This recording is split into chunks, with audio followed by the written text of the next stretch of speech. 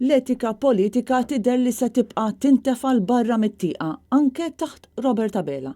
Dan ħareġ ċar minn stqarrija tal-istess Abela meta mistoqsi jekk il-kumpanija legali tiegħu tibqax tieħu kuntratti tal-gvern jekk hu jsir Prim Ministru. Bitweġiba lill-ġurnalist tal-Malta Today, Abela qal li jekk nhar is-Sibt li ġej jiġi elett mexxej tal-Partit Laburista u għaldaqstant Prim Ministru ta' pajjiżna u joħroġ mill-kumpanija legali. Iżda kompla b'dan il-mod. Tiegħi naturalment ikollha dritt li tipparteċipa.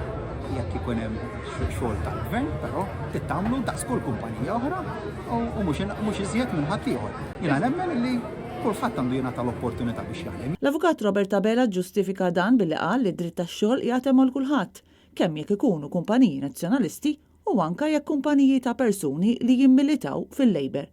Stqarrija li turi kif Abela jew ma jaf assolutament xejn dwar etika politika marbuta mal-kariga ta' Prim Ministru, jew se jiġi jaqgħu jqum mill-etika politika u jpoġġi lilu nnifsu f'pożizzjoni li jkunu stess li jagħti kuntratti ta' konsulenzi legali tal-gvern lill-kumpanija tiegħu stess.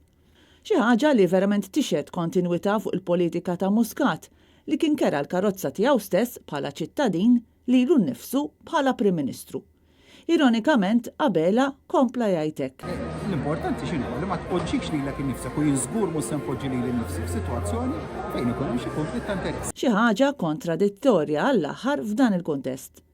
Ippressat dwar il-fatt li martu tagħmel parti mill-istess kumpanija tiegħu, Abela anke hawn iġġustifika l-fatt li bħala Prim Ministru jagħti kuntratti għal xogħol legali lil martu stess. Mara tiegħi avukatu naħseb li tista' demanda dritti. Abela evita wkoll li jwieġeb għal mistoqsija dwar il-kuntratti li għandu mal-Planning Authority. Jien mhux se nkun f'ebda sitwazzjoni ta' konflitt ta' interess mal-kariga l-ġdida tiegħi u s-sitwazzjoni ta' Kristina Majra, Net News.